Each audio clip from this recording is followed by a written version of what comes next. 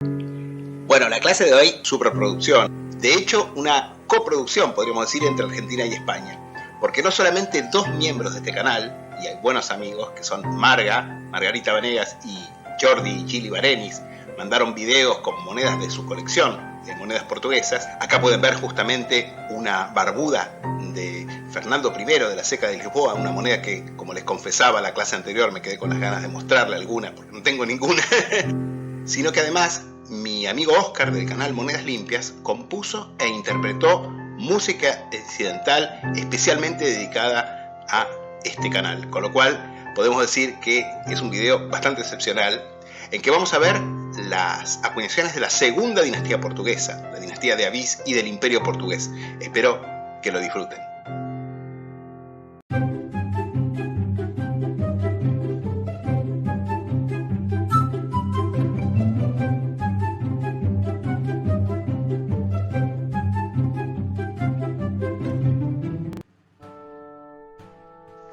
¿Qué tal? ¿Cómo están? En la clase anterior vimos que en octubre de 1383 fallecía Fernando I de Portugal, el último rey varón de la dinastía de Borgoña, la primera dinastía portuguesa.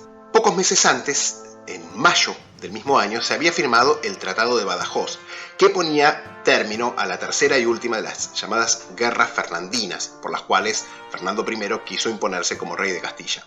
Concretamente, en los términos de este acuerdo, que fijaba además el matrimonio entre la heredera única de Portugal, que era doña Beatriz, y Juan I de Castilla, se establecía, en términos muy precisos, que bajo ningún concepto se admitiría la unión política de Portugal con Castilla. Es decir, que básicamente se daría una unión personal en el futuro, al punto que se fijaba que Beatriz no sería coronada reina de Portugal y que Juan I no sería rey de Portugal, ni siquiera en calidad de rey consorte, sino que antes bien la reina, ya para entonces viuda, para octubre de 1383, la reina viuda Leonor, la esposa de Fernando I, sería la regente hasta el nacimiento de un heredero de ambos cónyuges. Fíjense que esta cláusula es muy interesante, esta cláusula del tratado matrimonial, porque básicamente nos muestra que ya Portugal era, podríamos decir, empezaba a ser un Estado-nación, cosa muy extraña en la Edad Media. Sin embargo, tenemos otros ejemplos. Yo esto lo traté justamente cuando vimos las clases sobre Francia, en la época de la Guerra de los 100 Años. Y Francia también es prácticamente un proto-Estado-nación en la Edad Media. Mientras que la corona de Castilla e incluso la corona de Aragón eran estados plurinacionales, Portugal verdaderamente estamos ante un verdadero núcleo o un verdadero comienzo de Estado-nación. Lo mismo pasa en buena medida por distintos motivos que los de Portugal con Francia. Sin embargo, si atendemos a los mismos orígenes del reino de Portugal, vemos que justamente la nobleza portuguesa, la nobleza local, tuvo una participación importante en la constitución del Estado portugués, primero en su independencia y luego en su proclamación como reino. Justamente uno de los seguidores del canal me decía ¿por qué nunca España y Portugal, o Castilla y Portugal, o Portugal y Castilla se unieron? Y esto probablemente tiene que ver justamente con este tema, con el tema de que Portugal era en principio ya un principio de Estado-nación, podríamos decir. Y para que Portugal hubiera superado sus resistencias para unirse en unión primero personal y luego política con Castilla, hubiera sido necesario justamente que fuera un rey portugués quien uniera ambas coronas, lo que pasó justamente con Escocia e Inglaterra, que fue la génesis del Reino Unido, primero en unión personal bajo los estuardos escoceses y luego en unión política a partir del Acta de Unión del año 1707. Pero bueno, para evitar esta unión política entre Portugal y Castilla, lo que se establecía en el tratado es que la regente no iba a ser Beatriz no iba a ser proclamada reina, Juan no iba a ser proclamado rey consorte de Portugal, sino que la regencia iba a quedar en cabeza de Leonor, la viuda de Fernando I. Sin embargo, parte de la nobleza portuguesa también estaba interesada en la unión de las dos coronas y alentaron la proclamación de Beatriz como reina de Portugal. Todo esto se aceleró cuando el amante, por cierto, de la reina Leonor, amante ya en época, por cierto, de Fernando I, ¿no? Cuando aún Fernando I estaba vivo, pero el amante justamente, y valido, y en buena medida quien ejercía el poder como hombre fuerte en Portugal, que era justamente un noble gallego, el conde de Andeiro, Juan Fernández de Andeiro, fue asesinado por rebeldes independentistas portugueses y en su lugar se proclamó como guardián y custodio del reino al maestre de Avís, João Maestre de Avís.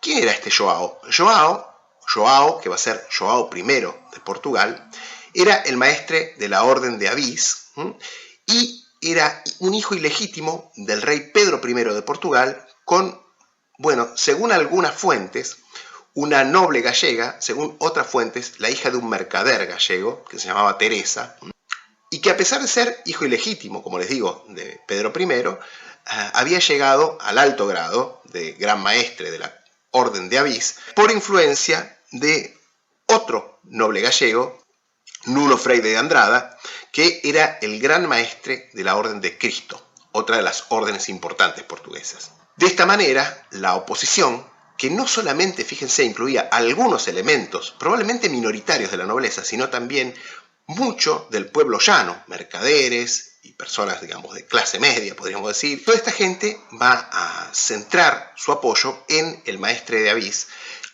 y el asesinato del conde de Andeiro va a motivar que Juan I de Castilla inmediatamente va a intervenir en Portugal. Es decir, va a cruzar la frontera con un ejército enorme a comienzos del año 1384, va a tomar Santarém, va a entrar en Santarém, ya no va a haber resistencia, y ahí va a proclamar a su esposa, Beatriz, como legítima reina de Portugal, y va a asumir efectivamente el título de rey consorte de Portugal, y va a asumir también el título y las armas portuguesas también. Aunque los rebeldes van a lograr infligir una derrota menor a Juan I, no van a poder evitar que Juan, con su enorme ejército, avance sobre Lisboa, ciudad a la que va a poner sitio. Sin embargo, fíjense que en esta época, recuérdenlo, en el siglo XIV, que es el siglo de la peste bubónica, y justamente se va a desatar, en las condiciones de higiene terribles que había en un asedio, una erupción, un rebrote, digamos, de la peste justamente, que se va a producir entre los sitiadores, no tanto en la ciudad, sino entre los sitiadores. Razón por la cual, fíjense, es un famoso cuadro, que es la peste echando a las tropas castellanas del asedio de Lisboa. Van a tener que retirarse. A todo esto, João, maestre de Avís, va a convocar cortes en Coimbra, donde va a ser efectivamente proclamado rey de Portugal.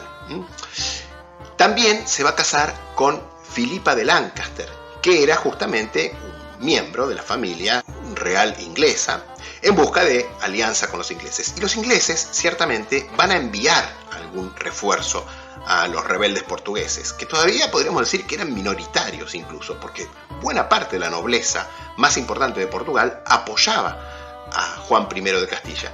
Sin embargo, el pequeño ejército rebelde, reforzado por un contingente muy menor de los ingleses, que serían unos 600 combatientes, mayormente de infantería, pero que sin embargo incluían un destacamento importante de los famosos arqueros largos ingleses, que eran probablemente los mejores combatientes del siglo XIV.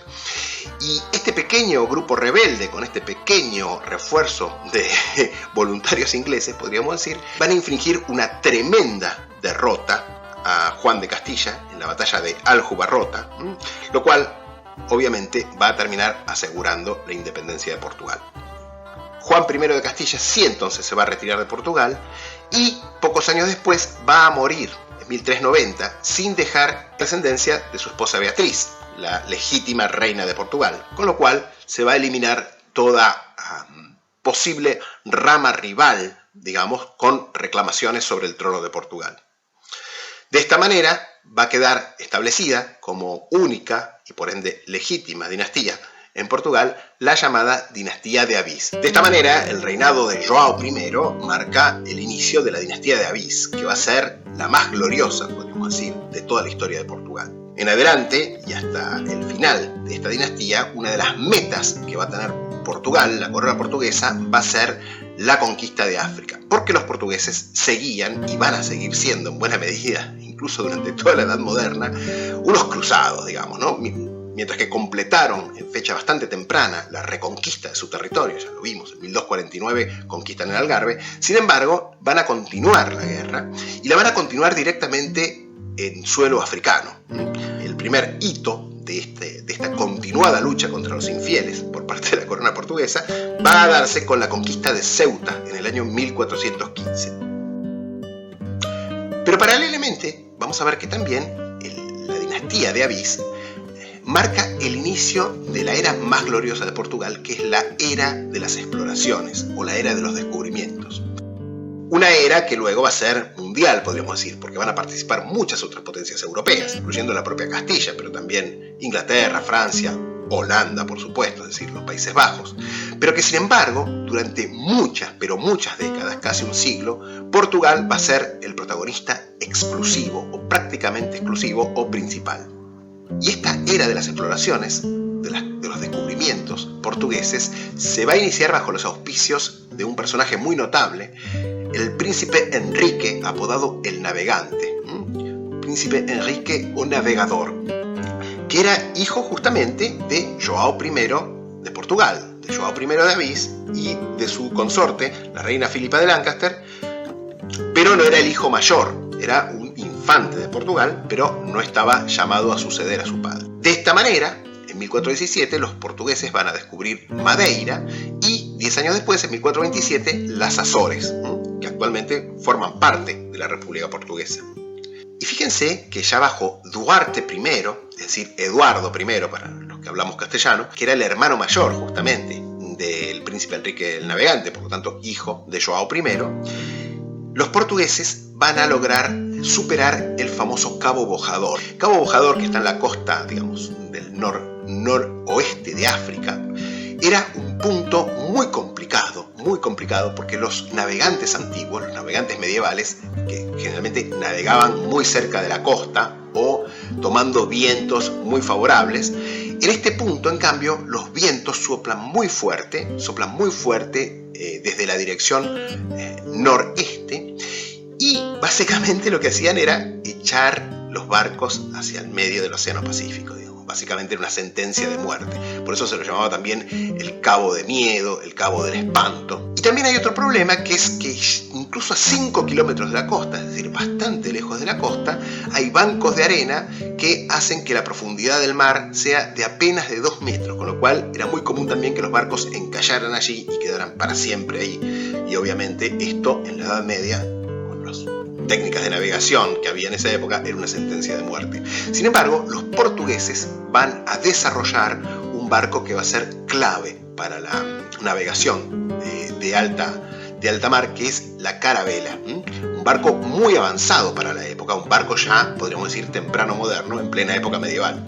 Y de esta manera, los portugueses, navegando de forma alejada de la costa, lo suficiente como para no encallar, van a poder descubrir que hay vientos favorables que permiten superar el Cabo Bojador. ¿Y cuál era la importancia de superar el Cabo Bojador? No era un mero récord deportivo, digamos, sino que básicamente, superando el Cabo Bojador, los portugueses podían acceder finalmente a la costa del África Occidental Central, que era nada menos que la Fuente del Oro. O sea, una ruta marítima directa al África subsahariana y a la zona de donde se extraía justamente prácticamente todo el oro que se conocía en el Medio Oriente y en Europa. Hasta ese momento, las rutas caravaneras controladas por los musulmanes que cruzaban el Sahara, que eran las famosas rutas del oro, que básicamente llevaban sal más que nada, pero también algunos otros productos y bienes desde los puertos musulmanes del norte de África hacia el interior del continente africano, y llevaban el oro justamente del cual obviamente los musulmanes hasta entonces tenían el monopolio absoluto, desde el África Central hacia los puertos del norte de África, de Medio Oriente, de los puertos como Tánger, Túnez, Argel y obviamente también hacia Egipto y hacia Trípoli, en Libia. Pero también, al superar el Cabo Bojador, los portugueses van a poder circunnavegar África y no solo establecerse en distintas regiones costeras del continente africano, incluyendo otras regiones muy ricas también en oro, como por ejemplo el sultanato de Kilwa, Mogadishu, Zanzíbar, etc., sino que con el tiempo esto además va a habilitar la ruta marítima al Océano Índico y a la India. Volviendo a los reyes portugueses, en 1438, don Duarte I va a ser sucedido por su hijo Afonso V. Este rey, Afonso V, es conocido en Portugal como el africano por las grandes conquistas que van a realizar los portugueses, por los avances que van a tener los portugueses en su conquista en África, concretamente en Marruecos, donde van a ocupar el puerto de Arcila y nada menos que el puerto de Tánger.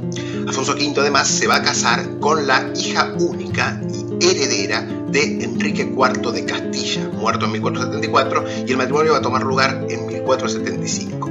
Sin embargo, ustedes saben que los partidarios de Isabel, la hermana de Enrique IV, Isabel la Católica por supuesto, van a empezar a esparcir el rumor de que Juana en verdad no era hija legítima de Enrique IV, sino hija de un amante de la reina, esposa de Enrique IV, Beltrán de la Cueva, con lo cual va a pasar a ser conocida, digamos, entre estos rumores como Juana la Beltraneja, una alusión claramente a su carácter de ilegítima. Bueno, esto va a desatar la llamada Guerra de Sucesión Castellana, que va a ser una guerra relativamente breve, pero bastante intensa, en el sentido de que va a haber una batalla muy importante, desde el punto de vista sobre todo político, que es la batalla de Toro, en la cual, si bien va a ser una batalla un poco indecisa desde el punto de vista militar, porque mientras que la fuerza principal de Castilla va a hundir el frente principal de portugués en la batalla, comandado por los reyes, sin embargo, el ala auxiliar del ejército portugués, comandado por el infante Joao, va a lograr hundir y aplastar el ala auxiliar de Castilla. Sin embargo, va a ser una victoria importante desde el punto de vista político para Fernando el Católico, ya casado en esta época con Isabel I de Castilla, que así va a consolidar su imagen de protector del reino de Castilla y la unión, sobre todo, de Aragón y Castilla, justamente con esta guerra y esta batalla. Una victoria política, podríamos decir. La paz entre Portugal y Castilla se va a sellar recién justamente bajo Joao II, el sucesor. Y nuevamente, fíjense, se va a sellar con un pacto matrimonial en el cual se van a casar el heredero, justamente llamado Afonso, como su abuelo, de Joao II de Portugal, y la hija mayor de los reyes católicos, que era Isabel de Aragón. Sin embargo, fíjense que los designios divinos parecen haber siempre contrariado la unión de Portugal con Castilla. En este caso, podría haberse dado una unión bajo un rey portugués. En este caso habría sido este infante Joao, si no fuera porque murió muy joven, a los 16 años, apenas un año después de contraer matrimonio, con lo cual no dejaron ningún tipo de descendencia. De hecho, Isabel de Aragón, que obviamente era muy católica como sus padres, decía que era un castigo divino porque los portugueses habían acogido a todos los judíos perseguidos en los reinos de Castilla y de Aragón, digamos, con lo cual habría sido una especie de castigo divino por haber socorrido a los pobres judíos perseguidos. Bueno, de esta manera, Joao II, que va a perder a su único hijo varón heredero, va a tener que nombrar a un primo y cuñado suyo, Manuel, que va a subir al trono como Manuel I el Afortunado. Y fíjense cómo los designios divinos realmente estaban en contra de la unión de Castilla y Portugal,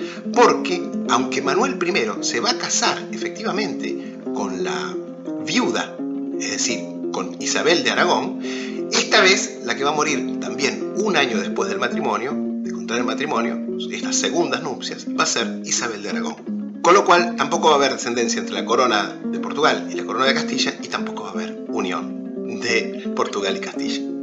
Bajo Manuel I, apodado por los portugueses el Afortunado, y su sucesor, Joao III, Portugal va a hacer los descubrimientos más importantes de su historia.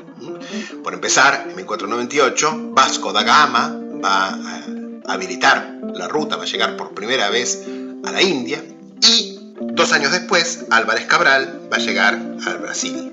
Al mismo tiempo, y a partir de acá, con la llegada de los portugueses a la India, va a empezar a establecerse también factorías en lo que se llamaba las Islas de las Especias. Se va a establecer el virreinato de la India, se van a conquistar territorios a los musulmanes, etc. Y finalmente se va a llegar a establecer una ruta comercial con China, incluyendo una factoría, la primera factoría europea en China, que va a ser Macao, y una ruta comercial incluso con Japón. Joao III va a reinar largos años al punto que va a morir su hijo y heredero, y va a ser sucedido en realidad por su nieto de 3 años, Don Sebastián I.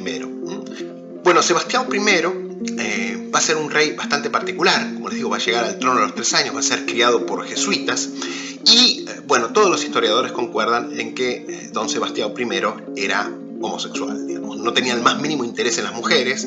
Sí se conocen varias referencias a aventuras homosexuales de este rey, y no va a tener ningún interés en casarse, ni mucho menos en tener hijos. Y sí, en cambio, va a crecer como un joven bastante energético, en el sentido de que alternaba unos periodos, digamos, como de depresión y de inmovilidad, con un gusto por los ejercicios militares, las cacerías, y sobre todo también una especie de fervor religioso que lo llevó, combinando todo esto, a planear una gran cruzada. A pesar de que fue desaconsejado, sobre todo por Felipe II de España, que le dice: pensalo bien, la verdad que no tiene mucho sentido, además no tenés hijos, la verdad que ir a encabezar una cruzada, digamos, pondría en riesgo realmente digamos, la corona portuguesa, etc. Sin embargo, va a ser apoyado por distintos otros monarcas europeos, e incluso por el Papa, que también va a mandar un contingente importante, con lo cual en junio de 1578 va a embarcar con un ejército importante de unas 20.000 tropas con destino a Arcila, Marruecos, donde además había forjado una alianza con príncipes rivales de la dinastía gobernante, de la dinastía reinante, que eran los sultanes saadíes en esa época. Sin embargo, estos saadíes, además de conocer bien el terreno, van a proclamar una yihad, una guerra santa contra los invasores europeos, y van a tender una verdadera emboscada a la fuerza cristiana. En lo más tórrido del verano marroquí, yo les puedo decir que estuve en Marruecos en invierno y ya no se podía estar al sol, no me quiero imaginar lo que debe haber sido el verano ese marroquí de 1578, en agosto concretamente de 1578, los marroquíes van a esperar el ejército con la artillería en posición y con un ejército muy grande que habían logrado reunir justamente proclamando la guerra santa contra los cristianos, y básicamente en la batalla que va a producirse, la batalla de Alcázar Quibir, van a destruir prácticamente al ejército cristiano. Los cristianos van a tener cerca de 8.000 bajas, y la gran mayoría de los restantes supervivientes van a ser hechos esclavos. Lo más grave de todo es que van a masacrar no solamente al propio rey Sebastián I de Portugal, sino también a prácticamente la flor innata de la nobleza portuguesa. Con lo cual, en la batalla de Alcázar Quibir se extingue de golpe la edad de oro portuguesa, y podríamos decir prácticamente queda herida de muerte la dinastía de Avís, la más gloriosa de la historia de Portugal. Bueno, este tremendo desenlace para la dinastía más gloriosa de la historia de Portugal, y para este rey joven, va a morir con 23, 24 años nada más, como les digo, marca la agonía de Portugal como una de las potencias mundiales, y sobre todo primera potencia naval, podríamos decir, prácticamente europea. Como resultado de esto, Sebastián va a ser sucedido brevemente por su tío, Enrique I, que era cardenal, era clérigo, con lo cual no tenía hijos tampoco, y que además, obviamente, era una persona de edad bastante avanzada para la época. De hecho, Enrique I, el último rey de la dinastía de Avís, va a fallecer apenas 2 años después, a los 68 años, en 1580, y esto va a abrir un nuevo periodo conocido como el Interregno, en el cual va a haber varios candidatos, uno de los cuales va a ser nada menos que Felipe II de España, justamente, que era uno de los que tenía derecho justamente a suceder en el trono de Portugal. Bueno, vamos a ver un poco ahora las acuñaciones de la dinastía de Avís. Y antes que nada, digamos que ahora que están tan de moda los economistas, que parece que se las saben todas, y fíjense que muchos de estos economistas, que parece que se las saben todas, no saben que hubo un caso de hiperinflación en la Edad Media europea. Y ese caso fue justamente el reinado de João I de Avís, el fundador de la dinastía de Avís. Ahora, piensen bien, ¿no? Hay que arreglárselas para armar una hiperinflación con moneditas de vellón acuñadas a martillo, ¿no? Y sin embargo, don João I de Avís lo logró. ¿Cómo lo hizo? Bueno, esto lo vamos a ver justamente ahora. Pero básicamente lo hizo, obviamente, introduciendo nuevas especies con valores faciales cada vez más altos. Antes que nada, digamos que las acuñaciones de João I empiezan antes de su proclamación como rey en las Cortes de Coimbra en 1385, concretamente en el periodo justamente del interregno de 1383 a 1385. En este periodo, João I va a introducir un real parecido al real de plata castellano, que es un real conocido como real de 10 soldos. Es decir, que esta moneda valía justamente 10 sueldos. Recuerden que el sueldo portugués valía 9 dineros, con lo cual esta moneda era un real de 90 dineiros. Y las primeras acuñaciones las va a hacer don João con el título provisorio de Regedor e Defensor do Reino, es decir, gobernador o regidor, o regente, mejor dicho, y defensor del reino. Los primeros de estos reales de 10 soldos, acuñados con esta titulatura, vienen en plata relativamente buena, plata de 9 dineiros, es decir, 9 doceavos. Sin embargo, rápidamente, y sobre todo a partir de la asunción del título de rey, de su proclamación como rey en las Cortes de Coimbra, el real de 10 soldos va a pasar a ser una moneda primero de plata baja, en 5 dineros, y luego de vellón, de 3, 2 dineros, etc. Este real de 10 soldos lleva la sigla, el nombre abreviado del rey, las letras IHNS de Johannes, coronada, con una doble leyenda concéntrica religiosa en torno, y en reverso los 5 escudetes en cruz dentro de un cuadrifolio dentillado, fíjense. Pero para 1386 estas monedas ya se acuñan con apenas 2 dineros de fino y a la talla de un 75avo de marco. Y desde 1387 se acuñan con apenas 1,5 dineros de plata y un 90avo de marco, es decir, más liviana también. En 1392 se vuelven a acuñar en plata un poco mejor, es decir, en vellón un poco mejor, de 2 dineros, pero son livianísimos, un 180avo de marco. También se acuñan medios de estos reais de 10 soldos, es decir, medios reais de 5 soldos, que son bastante más escasos en realidad, pero acá pueden ver uno de la colección de Jordi Gili Barenis, que se dio gentilmente este video para ilustrar esta clase. En 1398, finalmente, se va a introducir una nueva especie, el llamado real de 3,5 libras, fíjense, es decir, el primer real valía 10 soldos, este valía 3,5 libras, es decir, 70 sueldos. En plata, inicialmente de 1,5 dineros y un 90avo de marco, similar a las proporciones de 1387. Y acá pueden ver justamente un fantástico ejemplar de este real de 3,5 libras de la Seca de Lisboa, de la colección de Marga, que gentilmente se dio un video de este ejemplar de su colección para ilustrar esta clase. Para diferenciarlos, estos nuevos reales llevan la sigla real coronada en un octofolio ahora, en anverso, con la titulatura en torno, en una sola línea, y los 5 escudetes en cruz cantonados de castillos, o pontes, como se dice en Portugal, en reverso. En 1409 se van a agregar además medios reais cruzados de 35 soldos, que es un valor, digamos, de la mitad del real de 3,5 libras, pero que se van a acuñar en vellón de solamente 1 dinero y a la talla de 120 por marco. Finalmente, en 1415 se va a crear una pieza de 10 reais, es decir, de 35 libras o 700 sueldos. Este nuevo tipo de real va a ser más tarde conocido como real branco, real blanco, porque recibía obviamente un tratamiento superficial de plateado, digamos, para mejorar su superficie, una especie de baño de plata.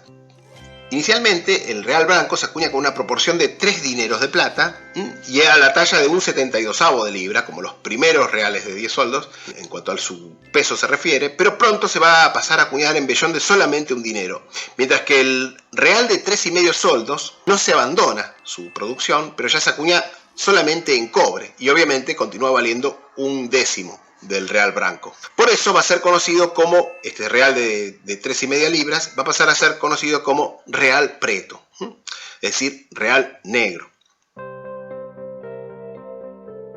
El tipo del real blanco de João I de Avís tiene la inicial del rey, una especie de Y coronada, inicial del nombre latino Johannes, con una leyenda concéntrica en 2 líneas, que es Adiutorem meum e qui fecit celum. Una leyenda bastante extraña, ¿no? Mi auxilio, el que hizo el cielo, sería una cosa así, con la inicial de la seca, en este caso la L, a la izquierda de la cifra real, es decir, de la inicial del rey. Y en el reverso vamos a tener en esta denominación los 5 escudetes dentro de un cuadrilogo dentillado, con la titulatura Johannes de Gra Rex Portugal, abreviado por supuesto. Acá pueden ver otro, en este caso todo similar, pero de la seca de Porto, que en castellano se dice Oporto, pero que el nombre es Porto, ¿no? Oporto, el puerto.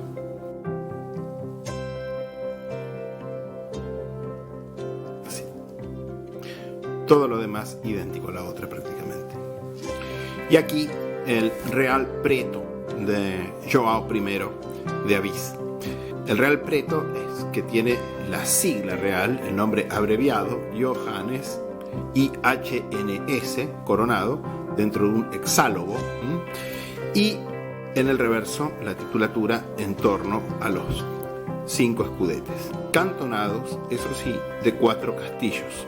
Las secas, en general, durante la dinastía de Avís, van a ser Lisboa, Porto y al principio también Évora. En 1422, pasado lo más álgido de la inflación, si bien la inflación va a continuar, no es que se va a detener del todo, pero sí no va a haber una hiperinflación ya en adelante, se va a fijar un coeficiente de actualización para las deudas anteriores a 1386. Este coeficiente de actualización va a establecer que una libra de 1386 o anterior, 1386 cuando la moneda todavía era de plata, va a equivaler a 500 libras. Esto, como les digo, da una inflación promedio anual para esos años de 1400 y pico por ciento. Una bestialidad para la Edad Media. Un poco parecido a lo que era nuestro SER, nuestro coeficiente de actualización de deudas. Bueno, justamente de esta manera se va a establecer un coeficiente, porque además cada vez que se introducía alguna de estas monedas, de estos reais de vellón fiduciarios, de valor fiduciario, se prohibía fijar cláusulas de deudas, etcétera, y establecer precios y fijar precios en moneda dura, en moneda de oro, en monedas extranjeras, o en moneda de oro o en moneda de plata. Un poco como pasa en nuestro país, justamente, donde se prohíben, por ejemplo, contratos de alquiler en dólares, etcétera. Bajo Duarte I se va a continuar acuñando el real branco, que en adelante lo vamos a llamar real a secas, porque el real de 3,5 libras, que también va a continuar acuñándose un tiempo, que valía una décima parte del real branco, va a desaparecer y va a ser sustituida por una moneda un poquito más pesada y un poquito más valiosa, también de cobre, que es el ceitil. Con lo cual, el real branco lo vamos a llamar simplemente real, porque es el real de los reis, que ustedes habrán visto en las monedas portuguesas modernas y contemporáneas. Va a llegar, justamente este real branco, va a llegar hasta la época, hasta el siglo XX, básicamente, tanto en Portugal como en Brasil. Cuando ustedes ven esos reis, son justamente reais brancos. Con respecto al real preto, como les digo, va a continuar acuñándose, pero en una moneda de cobre, y poco después, algunos años después, va a ser sustituida por una moneda un poco más pesada y un poco más valiosa, que es el ceitil. Y esto va a ser porque la gente rechazaba el real preto por su valor tan ínfimo, era tan ínfimo su valor que básicamente no tenía ninguna función. Y uno de los lugares donde más se rechazaba este real preto era Ceuta, por lo cual el ceitil, esta moneda un poco más pesada, comenzó acuñándose para Ceuta, para ser emitida en Ceuta. Pero en la práctica terminó usándose en todo el reino de Portugal, con lo cual el ceitil, valuado en 1/6 del real branco, o del real, en realidad ya a esta altura, va a sustituir al real preto. Medio real preto de Don Duarte I. Fíjense, una moneda miserable verdaderamente. La característica es que en el anverso lleva la E de Eduardus, coronada, y la letra L al lado, que es la inicial de Lisboa, con obviamente los 5 escudetes en cruz con castillos, cantonados de 4 castillos. A fines del reinado de Duarte I, van a empezar a llegar las primeras remesas de oro de la Costa de Oro, de Guinea, este oro africano que van a traer a través de la ruta marítima los navegantes portugueses. Y se van a acuñar pequeñísimas cantidades de una moneda de oro, que recuerden, Portugal no acuñaba moneda de oro desde muchos años. Durante todo el reinado de João I no se acuñó moneda de oro, por ejemplo. Que va a ser una moneda conocida con el nombre de escudo, modelada en parte en base al escudo francés, pero de oro menos puro y más pesada. Es una moneda de unos 4,6 gramos de oro de solamente 18 quilates. Lamentablemente estas monedas se deben haber acuñado en cantidades ínfimas porque ninguna llegó a nosotros. Solamente la conocemos a partir de referencias y dibujos como los que reproduce Teixeira de Aragão en su tratado. Sí se va a acuñar en pequeña cantidad, pero que sí ha llegado hasta nosotros, una moneda de plata fina con diseño similar al escudo, que es el leal, una moneda de 2,86 gramos de plata 11 dineros, por valor de 10 reais. Fíjense que en adelante no me voy a molestar más en dar el fino de la plata, porque toda la moneda de plata fina portuguesa va a ser de ley 11 dineros, es decir, 916,666 milésimas. Bajo Afonso V, su sucesor, se va a acuñar escudos probablemente en cierta mayor cantidad, porque alguno ha llegado a nosotros, pero va a seguir siendo rarísimo. Sin embargo, muy pronto el escudo va a ser sustituido por una moneda de oro más liviana, pero mucho más puro, que es el cruzado. El cruzado es simplemente una versión portuguesa del ducado de oro, originariamente veneciano y también acuñado por el Sacro Imperio como moneda de oro fino, que es una moneda de 3,54 gramos de oro 986 milésimas, es decir, 23 quilates y 2 tercios. Su valor inicial va a ser 253 reais. Pero en adelante voy a omitir dar la cotización del cruzado en reais en cada reinado, porque básicamente su valor fluctuaba conforme la moneda portuguesa de cuenta siguió devaluando un poco todavía durante bastante tiempo, y además debido a las fluctuaciones del valor del oro con respecto a la plata, porque esto cambiaba, porque el cruzado va a convertirse en una moneda con el tiempo para uso en el comercio internacional por parte de los portugueses, y no ya como una moneda tanto de uso interno. Para uso interno van a ver que los portugueses van a acuñar monedas generalmente de oro un poco más ligado, un poco más duro, y con valores fijos en reis. En plata fina, es decir, 916,666, se crea el grosso, con 3,37 gramos, inicialmente por un valor de 20 reais, luego 24 reais. Su mitad y también un medio grosso más liviano, que es conocido con el nombre de chinfrao, que quiere decir algo así como delgadito en portugués en esta época. A fines del reinado, durante la guerra de sucesión castellana, algunos reales acuñados en las secas de Lisboa, de Porto, pero también fíjense en la ciudad castellana de Toro, cerca de la cual va a tener lugar la famosa batalla que ya comentamos antes, llevan los escudos con el cuartelado de Castilla y León en el reverso. Finalmente, durante este reinado se van a introducir las últimas monedas de vellón blanco concretamente, de vellón de 3 dineros en este caso, que van a ser el espadín por valor de 4 reais y el medio espadín por valor de 2. Probablemente también vamos a tener un intento de reemplazar el real branco, si bien un intento sin éxito, por reemplazarlo por una moneda más liviana, el cotrim. Y tal como les adelanté, en este reinado le vamos a decir adiós al real preto, y también al medio real preto, que era su mitad, una moneda realmente miserable, y acá les muestra uno, Jordi, de su colección, con la tipología habitual, la inicial coronada en anverso. El ceitil de cobre, por su parte, va a ser acuñado en cantidades ingentes y en un sinnúmero de variantes durante este reinado. De hecho, yo les diría que los ceitiles de Afonso V son no solamente los más comunes de todos los ceitiles, sino que además son con seguridad las monedas medievales portuguesas más comunes de todas. De hecho, sí, obviamente, debido a la gran cantidad que se acuñaron, y se acuñaron en varias secas, recuerden que sobre todo para la dinastía de David las secas son Lisboa y Porto más que nada, Existen además muchas variantes, con más olas, con una sola ola debajo del castillo, etcétera, etcétera, etcétera. Bueno, es un área interesante para el coleccionista especializado. Fíjense que también, durante este reinado, concretamente en el año 1473, se va a abolir finalmente, definitivamente, la cuenta en libras. Va a desaparecer la libra portuguesa y el sueldo, y obviamente el dinero, que ya no tenía ninguna importancia, digamos, como moneda de cuenta en Portugal. Y se va a adoptar el real, es decir, el real, entre paréntesis, digamos, el real branco. Que en adelante, y hasta el año 1910, 1912, en realidad, va a ser la base del sistema monetario portugués. Como les digo, la inflación va a seguir moderadamente hasta la estabilidad final, una estabilidad que va a durar mucho tiempo, durante el reinado ya de João II. Este João II, apodado justamente por los portugueses o Príncipe Perfecto, el Príncipe Perfecto, es considerado como uno de los mejores reyes desde el punto de vista de la administración.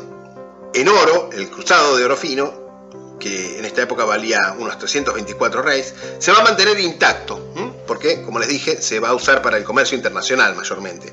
Pero se van a introducir monedas de oro un poco más ligado, 22 quilates concretamente, con valores fijos más convenientes. Estas monedas van a ser el justo por 600 reis y su medio, conocido también como espadín de ouro, es decir, 300 reis. Y en plata se van a crear también especies cuyo uso va a llegar hasta el siglo XVIII. El real de plata o vintém, por su valor de 20 reis, el medio vintém por 10 reis y el cuarto, también conocido obviamente por su valor de 5 reis como cinquiño. El vintém o pieza de 20 reis, introducida por João II, va a ser obviamente una pieza llamada a perdurar, porque va a llegar hasta prácticamente el siglo XX. Y acá tienen justamente el primer vintém de Don João II de la colección de Jordi. Aquí él les muestra, para que vean cómo es esta moneda, con un peso un poquito superior a los 2 gramos de plata, 11 dineros, es decir, 916,666 milésimas. Durante el reinado de Manuel I, apodado O Venturoso, Portugal va a alcanzar su apogeo económico. Y este apogeo está testimoniado por la introducción de monedas muy grandes, tanto en oro como en plata. En oro, fíjense, se va a introducir la moneda conocida como portugués, que no es sino otra cosa que una pieza de 10 cruzados, es decir, una moneda de más de 35 gramos de oro puro, porque no estamos hablando de una moneda ceremonial, ni de una acuñación especial, ni conmemorativa, sino que va a ser una moneda gigante que va a tener amplia producción y circulación a nivel mundial, al punto que va a ser conocida como Portugalöser en Alemania, donde va a ser acuñada en varias ciudades, sino que también es impresionante por la titulatura, fíjense, ya que reza en latín, abreviado obviamente, Primus Emmanuel Rex Portugaliae et Algarborum Citra ultraque mare in Africa Dominus Guinae atque expugnationis navigationis et commerci a Etiopia, a Arabiae, Persiae et Indiae. Es decir, Manuel, rey de Portugal y de los Algarbes, de este y de aquel lado del mar en África, señor de Guinea y de la conquista, navegación y comercio de Etiopía, Arabia, Persia y la India. Es decir, Manuel se presenta no solamente como un rey poderoso desde el punto de vista político, sino incluso también, cosa notable, un rey poderoso desde el punto de vista económico y comercial. En plata, fíjense, se va a introducir el tostão, que no es otra cosa sino la versión portuguesa del testón, o sea, el testón italiano, luego adoptado en Francia y ahora también en Portugal. Una moneda por valor de 100 reis con 9,96 gramos y también su mitad, el medio tostão. Vamos a mirar con algún detalle una moneda bastante espectacular, que es el tostão de Manuel I o Venturoso, rey de Portugal entre 1495 y 1521, podríamos decir ya en la temprana edad moderna. Bueno, el tostão es una versión portuguesa del testón, con un peso similar. El peso de esta moneda varió, como el de todas las monedas portuguesas de plata, y de hecho, durante los primeros años del reinado de Sebastião I, hubo una pequeña reforma que elevó el peso del tostão y de las demás monedas, haciendo que hubiera que retirar las anteriores de la circulación. Era obviamente una maniobra también para ganar dinero, pero en lugar de devaluando, introduciendo una moneda un poquito más pesada, creo que era 24 piezas en lugar de 26 por marco. Y esa era la idea, era que la gente que tenía las piezas más livianas tenía que llevarlas a cambiar a la casa de moneda pagando un agio, que era una ganancia superior a la diferencia de plata, por supuesto. Por eso también hay cambios de tipo. Bueno, fíjense que la titulatura es muy interesante. Un anverso tiene, por supuesto, el escudo de Portugal, la letra de ensayador, V. Tengo una lista de ensayadores, pero ahora no voy a ponerme a buscarla. Y la inicial de la Seca de Lisboa del otro lado. Bastante parecido a lo que se ve en las monedas españolas de esta misma época. Y fíjense lo que les decía, la titulatura es muy interesante, porque dice Primus Emanuel, es decir, Emanuel I, Manuel I, R.P., Rex Portugalensis o Rex Portugalie, et A, es decir, et Algarvi o et Algarvorum, de los Algarbes, D, que en este caso significa Dominus Guinea. Dominus Guineae, es decir, señor de Guinea, señor de la Costa de Oro. Un poco casi quiere decir señor del oro, por la enorme riqueza de oro que los portugueses extraían en sus posesiones africanas. De hecho, el asentamiento, la factoría que habían establecido allí, tenía el nombre de mina directamente, la mina. Y bueno, por supuesto, el reverso es bastante más sencillo. Simplemente tiene la cruz de la Orden de Cristo, una de las órdenes militares portuguesas más importantes, la más importante probablemente, con la inscripción In hoc signo vinces, con este signo vencerás, que sería lo que escuchó Constantino al momento de ver el signo de Cristo justo antes de la batalla de Puente Milvio, el 28 de octubre del año 312, justo antes de la batalla con Magencio. Se va a seguir acuñando también el Vintém. Acá pueden ver uno de la colección de Jordi. Fíjense cómo ahora la M de Manuel sustituye la I de Joao, que veíamos en la moneda anterior. Y van a volver a acuñarse además el real y el medio, pero ahora en cobre. Obviamente va a continuar acuñándose también el ceitil. Las mismas denominaciones en oro y plata se van a acuñar bajo Joao III, su sucesor. Si bien el alza del precio del oro con respecto a la plata va a motivar la creación de nuevas monedas para uso interno, de oro ligeramente ligado. La primera va a ser el Calvario, con 3,56 gramos de oro 921 milésimas por valor de 400 reis, que es conocido así por su tipología, porque tiene la llamada Cruz del Calvario en el reverso, y más tarde el São Vicente, con 7,65 gramos de la misma aleación de oro, 921 milésimas, por valor de 1000 reis, y su mitad, el medio São Vicente, por valor de 500 reis. Durante el reinado de Joao III va a haber una ligera reducción a la baja tanto del fino como del peso de las monedas de oro fino, es decir, el cruzado y el portugués.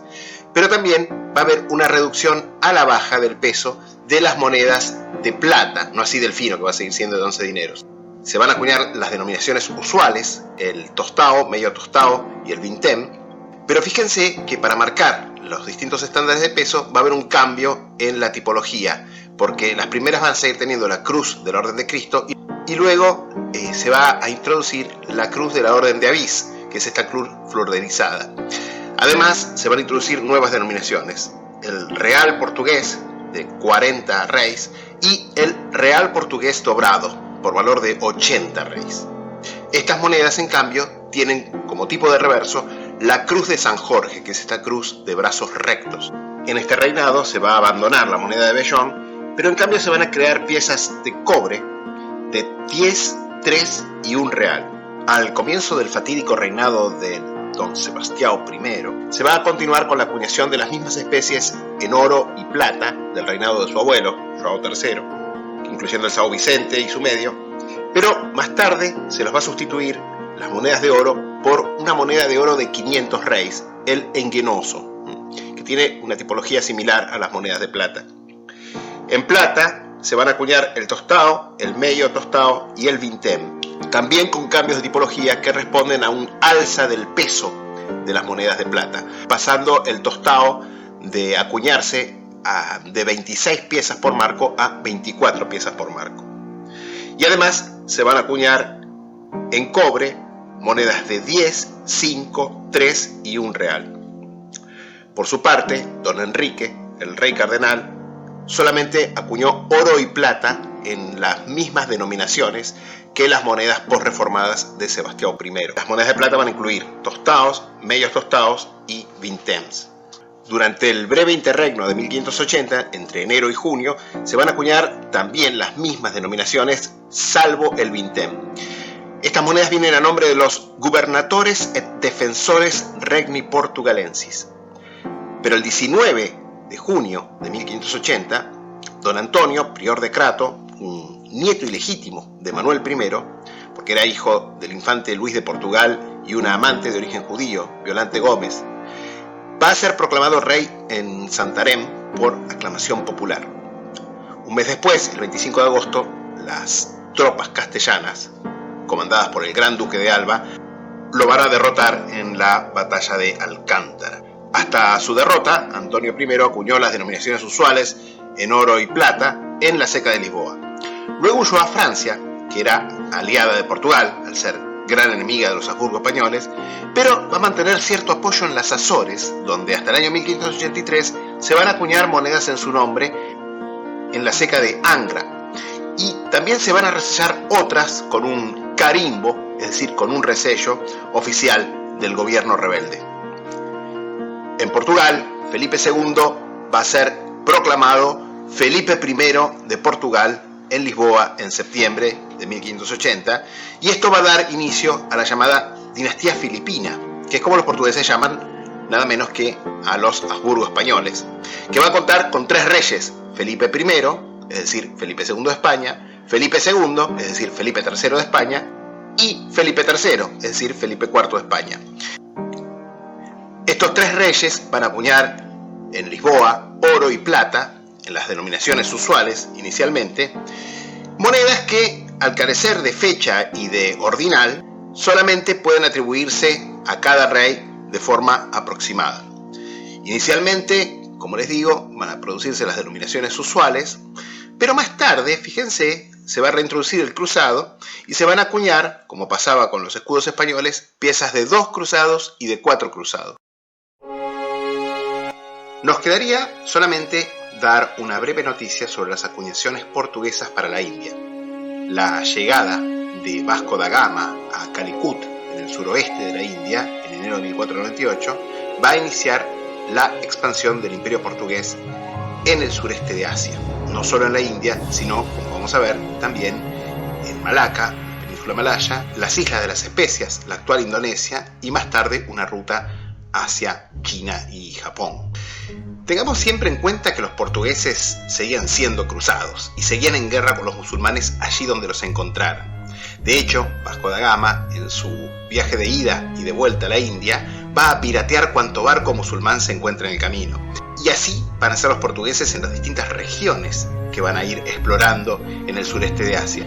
Al punto que los pobres musulmanes de estas regiones, que jamás habían visto un europeo y probablemente nunca habían visto antes un cristiano, se preguntaban por qué estos tipos estaban enemistados con ellos, a quienes encima los llamaban por alguna razón moros, ¿no? Pero bueno, básicamente esto indica que la mayor parte del imperio portugués, de las conquistas portuguesas en la India y el sureste de Asia, van a ser realizadas a expensas de los estados musulmanes de estas regiones. En 1505, Francisco de Almeida va a ser nombrado el primer virrey de la India y va a fundar fuertes y estaciones comerciales y va a ir sentando así las bases del dominio portugués en la India. Sin embargo, las primeras y más importantes conquistas de los portugueses en la India y en el sureste de Asia van a ser realizadas por el segundo virrey portugués de la India, Afonso de Albuquerque.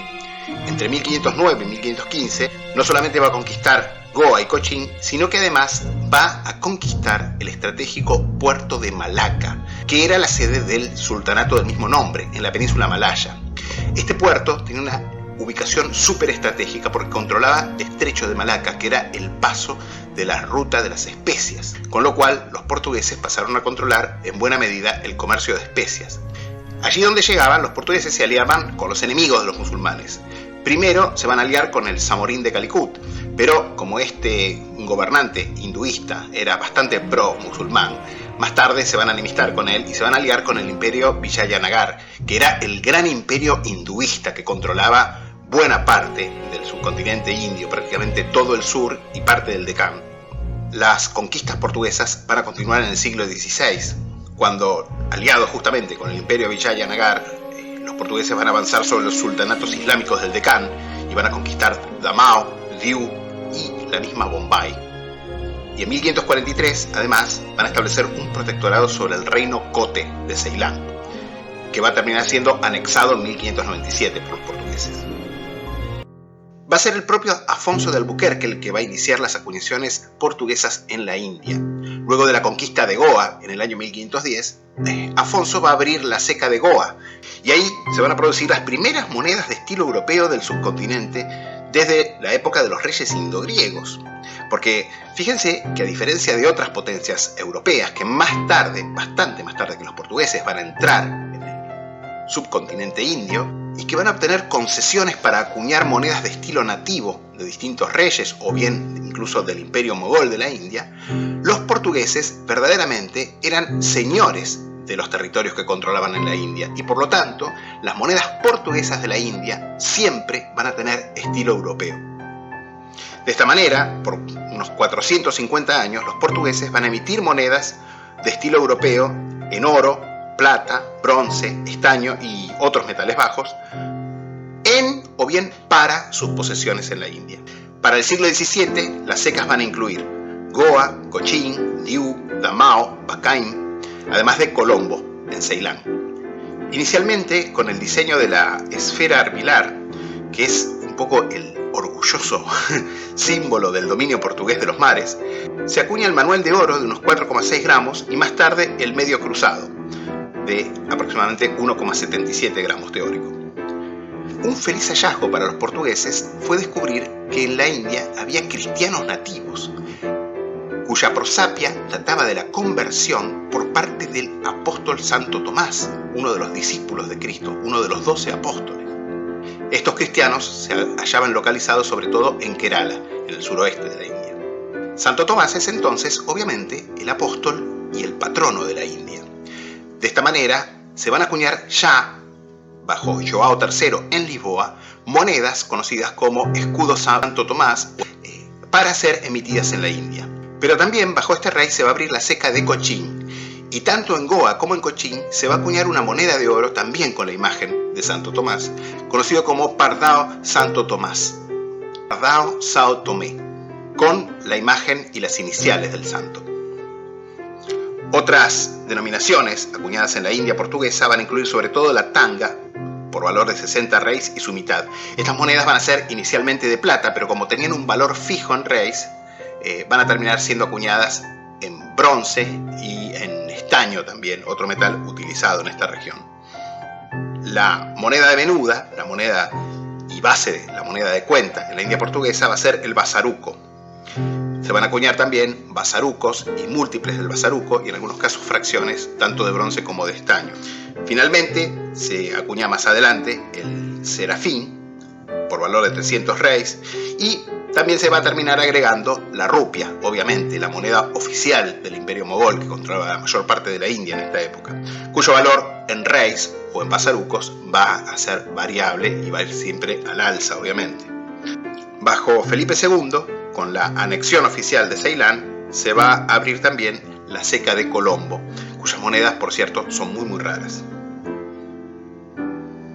En cuanto a Malaca, durante los 130 años de ocupación portuguesa, hasta su pérdida a manos de los holandeses, los portugueses van a producir en esta ceca tanto acuñadas, pero más probablemente fundidas, y siempre, casi siempre en estaño, si bien se conocen algunas raras monedas de oro descubiertas en fecha bastante reciente, bastardos por valor de 60 reis, soldos por valor de 6 reis, y dineros que equivalían a la 10ª parte del soldo. el dominio de buena parte del África insular y costera, la India, y la estratégica factoría y puerto de Malaca, le va a dar a los portugueses una verdadera rampa de llegada a las rutas del Extremo Oriente, llegando a fundar Macao a mediados del siglo XVI y abrir una ruta comercial con Japón, donde además los misioneros, en buena medida portugueses, van a convertir a muchos japoneses al catolicismo. Aunque Bombay va a ser cedida a los ingleses como dote de la princesa Catalina de Braganza en el año 1661 y los holandeses van a terminar expulsando a los portugueses de Ceilán entre 1638 y 1658, la India portuguesa va a perdurar por muchos siglos hasta la anexión forzada en un operativo militar en que intervinieron las Fuerzas Armadas de la República de la India en el año 1961, porque los portugueses se negaban a entregar sus posesiones en la India, que ya tenían el carácter oficial de un estado de la República Portuguesa. En cuanto a Brasil, descubierta como ya vimos en el año 1500, todavía no vamos a poder tratar las monedas portuguesas acuñadas para Brasil o en Brasil, porque recién a fines del siglo XVII se van a iniciar las acuñaciones coloniales propiamente portuguesas de Brasil. Sin embargo, ya en 1568 se va a autorizar la circulación de monedas portuguesas en la colonia. Hacia mediados del siglo XVII ya se resellan monedas portuguesas y extranjeras por un valor mayor al facial, obviamente para retenerlas en circulación en la colonia y que no volvieran a Portugal. La creación de la primera Casa de Moneda de Brasil, en San Salvador de Bahía, sin embargo, recién va a tener lugar en 1694. Y por la misma época se van a empezar a producir las primeras monedas portuguesas para una colonia en África, que va a ser obviamente la más importante, Angola. Y para concluir, vamos a mostrar algunas monedas de las Indias Orientales portuguesas. La verdad, me encantaría tener algunas de las monedas tempranas de las que hemos estado hablando, acuñadas en Goa y en Cochín. Pero la verdad que la única moneda acuñada a mano de la India portuguesa que tengo es esta Atia, que es un cuarto de tanga, acuñado bajo María I y Pedro III en el año 1778. Y esta es la única moneda acuñada a mano de la India portuguesa que tengo en mi colección. Sí tengo muchas monedas del siglo XIX y XX de la India portuguesa, pero estas monedas ya quedan fuera del área de interés de nuestro trabajo de hoy. Sin embargo, sí puedo mostrarles, miren qué interesante, algunas de estas monedas fundidas en estaño de la ceca de Malaca, de la dominación portuguesa de Malaca, esta ciudad tan estratégica que controlaba el estrecho de Malaca, que era el control del paso de la ruta de las especias, nada menos. Bueno, esta moneda normalmente es descrita como el dinero de João III, pero más probablemente esta moneda representa un soldo, por la tipología, porque las que tienen el escudo de Portugal y la esfera armilar en el reverso para esta época deben ser soldos que ya fueron cayendo de peso. Pero la verdad que no estoy muy en el estado de las cuestiones de estas monedas. La mayor denominación de las acuñadas y o fundidas en Malaca por los portugueses era el bastardo, que empezó siendo una moneda pesadísima, de unos 40 y pico de gramos, pero para esta época, la época de Sebastião I, ya estas monedas pesan muchísimo menos. Pesan 15, bajo João III 15 gramos, 18 gramos, y ya bajo Sebastião I pesan menos de 10 gramos.